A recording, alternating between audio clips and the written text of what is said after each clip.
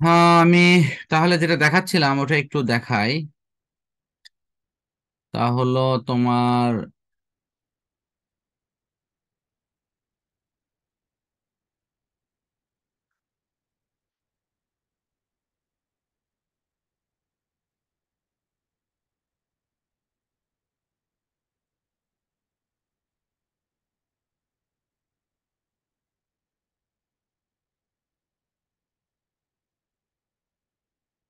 হ্যাঁ, এই পৃষ্ঠা দেখাচ্ছিলাম।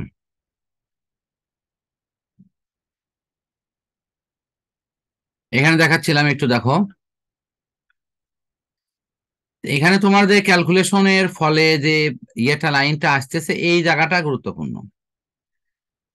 এই যে V1 সমান এই লাইন E1 দিয়ে শুরু, ঠিক V2 সমান তুমি যদি এই লাইনটা U2 দিয়ে শুরু করো, তাহলে কিন্তু দেখো, তুমি ভালো করে দেখো, এই দুটো লাইন কিন্তু একই জিনিস, খুব ভালো করে দেখো। খালি পার্থক্য আছে U1 আর U2। মানে এটা আগে লিখলে, এই পরেরটা পরে লিখলে। আর এটা এটা আছে U2 না? দেখো, এটা হলো U2। তো এই এই ক্ষেত্রে এটা U1টা এটা পরে লিখলাম। এখন তো তুমি ভাববা যে স্যার আমি টুটা কেন আগে লিখবো, কারণ আমি তো V2-র মান বের করেছি, এই জন্য আমি এটা আগে লিখবো। আমি যদি এটা আগে লিখি আর এটা যদি পরে লিখি, তাহলে এই মানের সাথে এটা পুরোপুরি মিলে যাবে। এখানকার এই মানের সাথে এটা পুরোপুরি মিলে যাবে, এই এই মানের সাথে। জি স্যার। আমার কথা বুঝতে পারছো কি? মানে এখানে জি স্যার, ক্যালকুলেশন বুঝতে করে পারছি। দেওয়া আছে, তোমার তো আর ক্যালকুলেশনটা জরুরি না, তোমার মনে রাখা জরুরি হলো সূত্রটা। এই সূত্রটা যাতে ভালো মনে থাকে, এই জন্য কিন্তু বলতেছি, এই জায়গাটা বদল করে লিখবা, তাহলে দেখবে যে দুই সূত্র এক, সেম ভাবে ইনশাল্লাহ মনে থাকবে। আশা করি বুঝছো। জি স্যার, বুঝতে পারছি। হ্যাঁ, হ্যাঁ, আমি আবারও বলেছি, আমি কিন্তু এই ক্যালকুলেশন নিয়ে বিস্তারিত তোমাকে বললাম না, কারণ ক্যালকুলেশন এখানে দেয়া আছে। আমি তোমাকে এই পৃষ্ঠাগুলো তোমার হোয়াটসঅ্যাপে আমি পাঠিয়ে দেবো, তুমি দেখে নিও। এগুলো তুমি নিজেই পারবা, এখানে কোনো জটিলতা নাই, নর্মাল ক্যালকুলেশন। আর সবচেয়ে বড় কথা হলো, যেহেতু আমাদের ক্যালকুলেশন মানে প্রতিপাদনটা জরুরি না, শুধু আমাদের জানা থাকলেই হলো, এই কারণে আমি এই নোটটা এই পেজগুলো তোমাকে পাঠিয়ে দেবো। তাহলে এখন তোমাকে আবারও এই আমার বইতে ফিরিয়ে নিয়ে যাচ্ছি।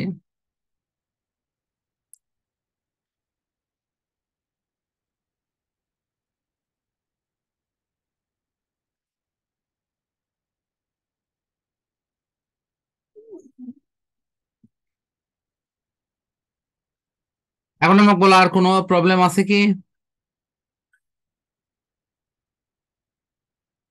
এখান না থেকে? স্যার, আর কোনো সমস্যা নেই, এটাই ছিল। আচ্ছা, আজকে তাহলে নতুন কি পড়বা? ওই আর কোনো সমস্যা নেই। ওই অঙ্ক অঙ্ক চতুর্থ অধ্যায়ের অঙ্ক, মানে বল অধ্যায়ের তৃতীয় অধ্যায়। হ্যাঁ। বল অধ্যায়ের অঙ্ক।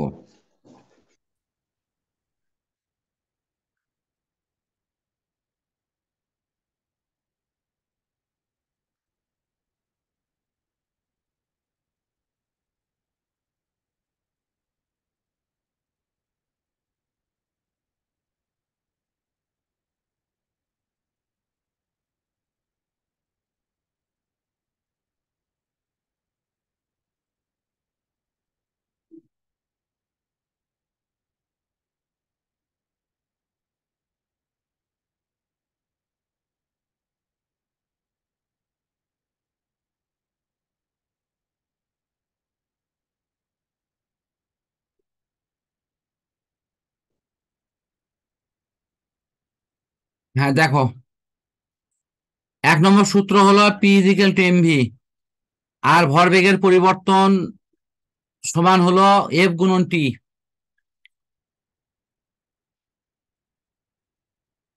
তুমি দেখতে চাইলে পুরো প্রথম প্রথম পৃষ্ঠাও দেখতে পারো, এই যে দেখো।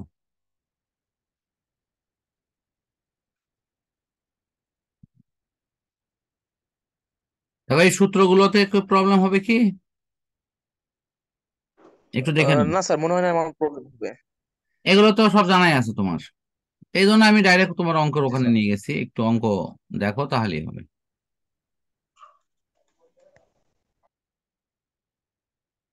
জি স্যার, অঙ্কতেই যাই তাহলে।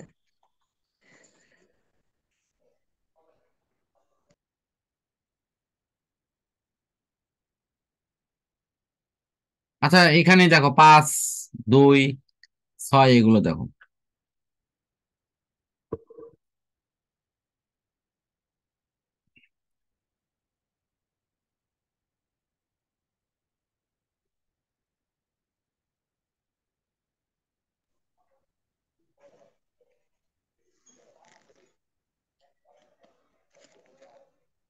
স্যার 3 নম্বরে মানে একটা লাইন আছে, 100 নিউটন সমান 50 কেজি গুণ V minus you by 2s।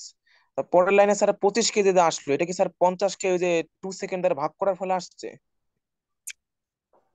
হ্যাঁ, ও, এই মানে যে কেজি টু কে আবার দিয়ে, সেকেন্ড দ্বারা ভাগ। না আমি বলি এখানে তো তোমার মান বসানোর সময় একক বসানো জরুরি না। ওখানে মনে মনে ভাবো তুমি 50 কেজি না, 50/2। আর এখানে মানটা বের করা হয়েছে কিভাবে, এখানে ক্যালকুলেশনটা উল্টে নেওয়া হয়েছে। তো আমার মনে হয় তোমার মান ক্যালকুলেশনের এই জায়গাটা তোমার একটু বুঝতে সমস্যা হচ্ছে। আমি ঠিক বলেছি কি? জি স্যার। তুমি যদি খাতায় নিয়ে ওই লেখাটা লেখো, তুমি নিজেই এখনই এটা সলভ করে পাবা। আমি এমনি দেখাই দিচ্ছি, দেখো। আচ্ছা স্যার, আমি আমি আমি একটু দেখাই দিচ্ছি তোমাকে। সেটা হলো এখানেই তো ফাঁকা জায়গা আছে, এই এই পাশে আমি লিখেছি দেখো। এই যে 100 নিউটন, এই পাশে হলো 100 সমান, ওপরে হলো ভি, নিচে হলো 2, আর গুণন হলো 50। এটা হলো মানে মূল জিনিস। ঠিক আছে, এখন তুমি বজ্রগুণ করো। সেটা হলো এই যে বজ্রগুণ করলে কি, তো 2 দিয়ে গুণ করলে কি 200 হবে না? আর এই 50 দিয়ে যদি ভাগ করো তাহলে কি এই 50 এখানে আসবে না? সমান কি ভি হয় না? দেখো তো ভালো করে। স্যার লেখা তো বোঝা যাচ্ছে না স্যার, মানে নেটওয়ার্ক প্রবলেম একটু। লেখা দেখা যাচ্ছে না?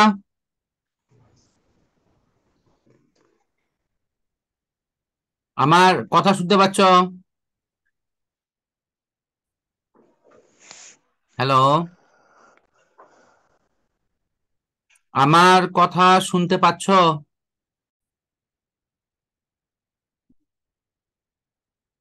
এখন কি শোনা যাচ্ছে? জি স্যার, এখন শোনা যাচ্ছে। আচ্ছা, আমি ওই লেখাটা আর ওই জায়গাটা আবার একটু দেখাই দিচ্ছি, এখানেই দেখাই দিচ্ছি। তুমি যদি এই অংশটা যদি নর্মাল ক্যালকুলেশনে লেখো, তাহলে কি এরকম দাঁড়াবে না? ও জি 50 স্যার। হলো উপরে, 50 হলো ওপর, গুণন হলো ভি, ভাগ হলো কত 2, সমান কি 100 না? ভালো করে দেখো তো। জি স্যার, তাই তো আসতেছে। তাহলে এখন তুমি এটি ক্যালকুলেশন করো, করে তুমি নিজেই দেখো না কে। এটা কাটো, কাটলে কত হয়? 25। 25 ভি। তাহলে ভি সমান হলো তোমার কত? 100/25। জি স্যার। তাহলে 100/25 সমান 4। এখানে তো 4ই আছে। সবচেয়ে বড় কথা হলো এই ক্যালকুলেশন করবে হলো তোমার ক্যালকুলেটর। শুধু তোমাকে ঠান্ডা মাথায় জিনিসটা ঠিক ঠিক মতো লেখা লাগবে। এখানে তোমার সমস্যা হচ্ছে কি, এই যে দেখো এই ভিটা এই পাশের, সেটা এই পাশে নিয়ে আসা হচ্ছে। এই 2-এর সাথে তোমার এই 100, বুঝতে পারছো কি? অথবা এই 2-এর জি সাথে স্যার, বুঝতে 50 পারছি। যদি কাটাকাটি হয়, এটা এইভাবে লেখা হচ্ছে। মানে এটি একটা লাইন গ্যাপ দেওয়া হচ্ছে, এটা হলো মূল কথা। এই জায়গাতে যদি এই অংশটা আগে এই পাশে লেখা হতো, এখানে লেখা হতো, আর এই অংশটা যদি তোমার এই পাশে লেখা হতো, তারপরে এই মান বের করা হতো, তাহলে তোমার সমস্যা হতো না। ক্লিয়ার? জি স্যার, ক্লিয়ার। এখন 7 নম্বরটা দেখো।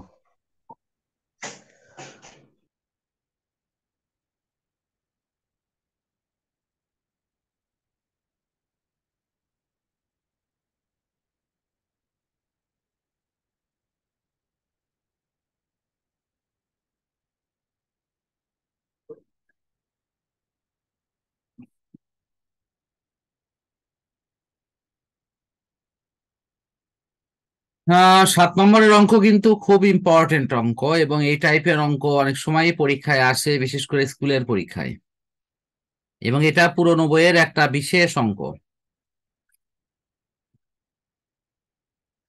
এই যে সেন্টিমিটারকে মিটার করা হয়েছে 100 দিয়ে ভাগ করে, এই যে গ্রামকে কেজি করা হয়েছে 1000 দিয়ে ভাগ করে।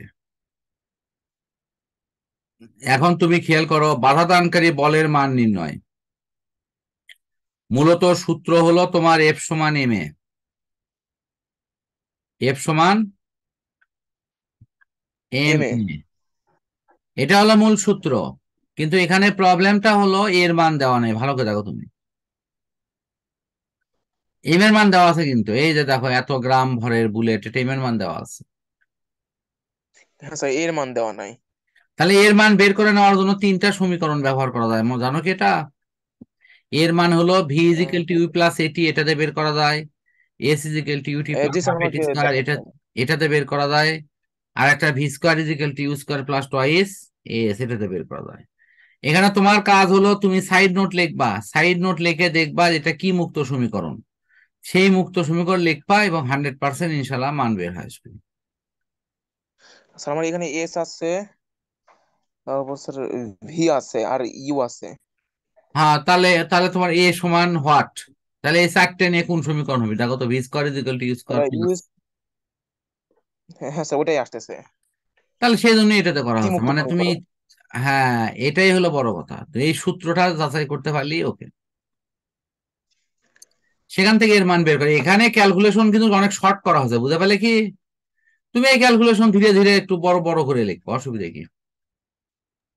জি স্যার, হাতে করলে বোঝা যায়। না, বুঝতে তুমি এখানেও পারবে না, পারবে না, মানে নোট মানেই তো শর্টকাট, বুঝতে পারছো কি? নোটে এই ক্যালকুলেশনটা শর্ট করা হচ্ছে, তুমি তো বুঝিচ্ছ যে এখানে কি হবে। তো ভালো নিয়ম জি হলো কি, স্যার। আগে এটাকে এই মোড়ে পার করবা, তারপরে এই মোড়ে নিয়ে আসবা, দেন তুমি মান বার করবা, তাহলে রেজাল্ট হয়।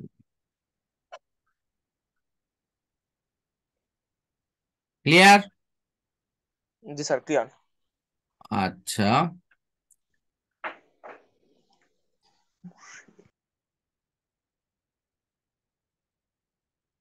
তাহলে কি স্যার এখানে এফ সমান এম এ, এম এর মান তো, এর মান তো মাইনাস আসবে তাই না স্যার?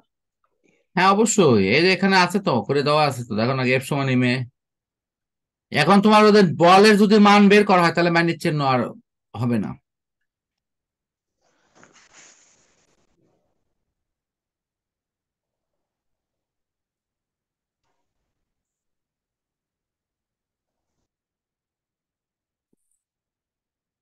আমার মনে হয় 8 নম্বর পারবা, এটা অনেক সহজ অঙ্ক আছে। আমি পরেরটা গেলাম, এই যে 9 নম্বরটা দেখো, মানে এই এক পাশ থেকে দেখে দাও তো, তাছাড়া একসাথে মনে হয় দূরে দেখতে সমস্যা হবে। 9 দেখো, 9 যদি পারো তাহলে।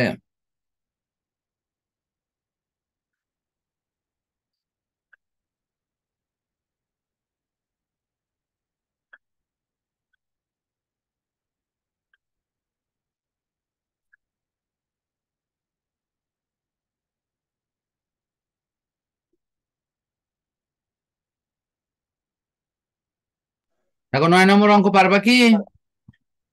স্যার মনে হচ্ছে 9 নম্বরটা পারবো ইনশাল্লাহ স্যার।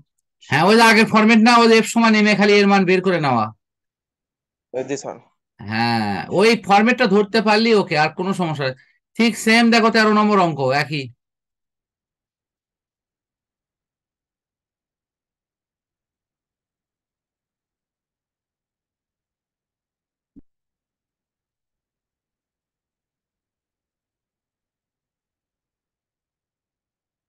দেখছো?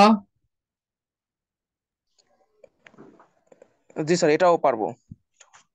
আচ্ছা, তাহলে আমি ইনশাল্লাহ একটা স্যার। কাজ করি, সেটা হলো এই নোটের অংশ তোমাকে ওই, এটা কত পর্যন্ত, 4 পর্যন্ত হলো তো, আমি অন্তত পক্ষে আরো কয়েকটা পৃষ্ঠা এই প্রথম দিক থেকে তোমার ওখানে হোয়াটসঅ্যাপে পাঠিয়ে দেবো, হনি তুমি দেখে দেখে যে কটা পারো করো, আর যেটা পারবে না সেটা আমি ইনশাল্লাহ পরে হেল্প করবো।